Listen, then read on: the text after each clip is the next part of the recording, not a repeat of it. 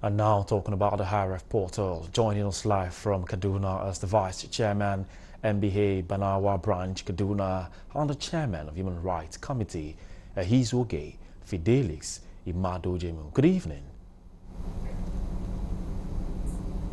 Glad to have you join us on the news. And now the federal government says that election results not uploaded on INEC's IREV portal is to protect the sanctity of data. I mean, how do you react to this?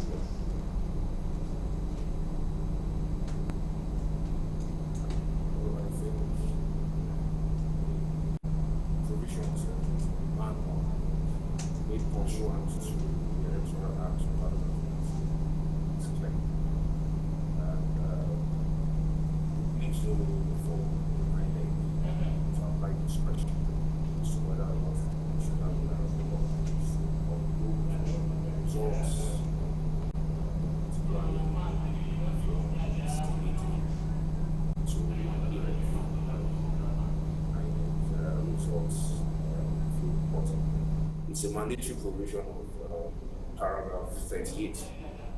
We can't hear you, please. Do you mind to speak out a little bit, please?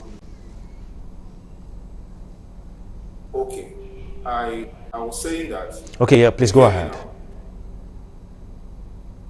Yes, I was saying that I don't think that is a tenable excuse.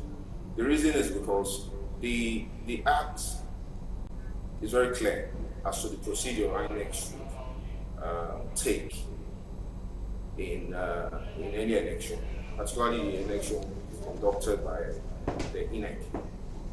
Section 149 makes the uploading of results from polling units mandatory for the presiding officers.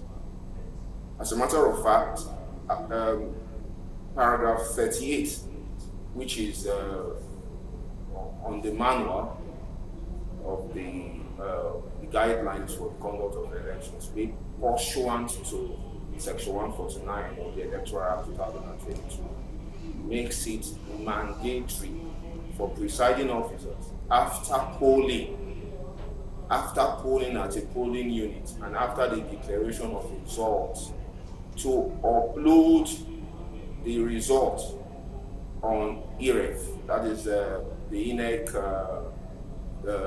results viewing portal.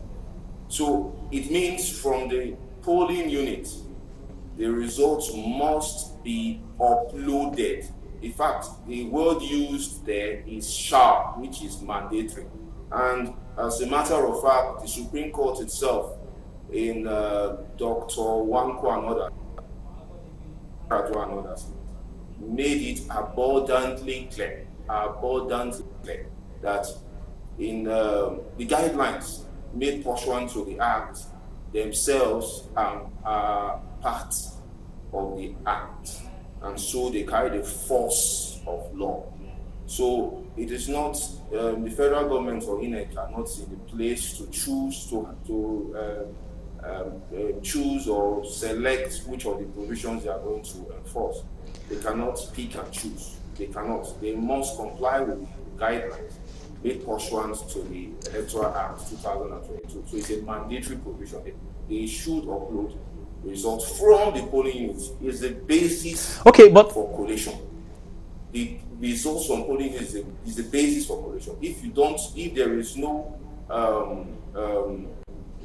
credibility. Okay, but now that since INEC is supposed to be an independent body, I mean, based on the name, and do they not have the constitutional power to defend their actions? I mean, without the federal government intervention.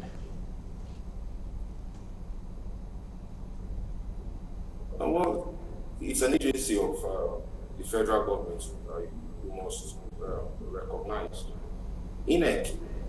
INEC is created by the Constitution. Section 153, subsection 1, paragraph F of the Constitution creates INEC. So it's an agency of the federal government, it's a body of the federal government. And so, well, yes, the other bodies of the federal government, or even the federal government itself, could come to their defense. That is not abnormal. But the truth of the matter is that, yes, as a body, INEC has everything, whatever it takes, to defend themselves. They also have organs within INEC who are saddled with the responsibility, of course, to provide answers, when they are asked, when their conduct is questioned. As I think in the last election, what happened, and yes, they have organs within it that should be able to answer some questions asked by the public, particularly the parties and the candidates that took part in the election. They should. All right, thank you very much for being part of the news at this time. You're welcome. And that was Ehizoghie Fidelis Imadidrimu, the Vice Chairman, NBA Banawa Branch, Kaduna, and the Chairman, Human Rights Committee.